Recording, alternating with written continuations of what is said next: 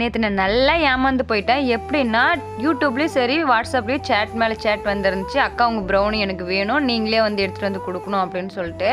நானும் இங்கே எங்கன்னா பக்கம்தான் இருக்கும், எடுத்துகிட்டு போய் கொடுத்துடலான்னு பார்த்தா நாகர்கோயிலாமா, தருமபுரி டிஸ்ட்ரிக் எங்கே இருக்குது, நாகர்கோயில் எங்கே இருக்குது. நான் ப்ரௌனி செய்கிற அமௌண்ட் ஃபுல்லாக வந்து பஸ் பேருக்கே கொடுத்துடணும் போல்.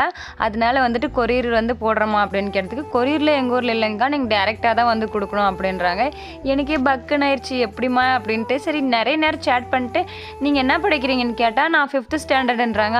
அட கடவுளை, இன்னார் வரைக்கும் நம்ம ஒரு குட்டி பொண்ணுக்கிட்டே இவ்வளோ நேரம் மாங்குன்னு டைப் பண்ணியிருக்கேன் அப்படின்னு சொல்லிட்டு எனக்கே ஒரே சங்கடமாக போச்சு.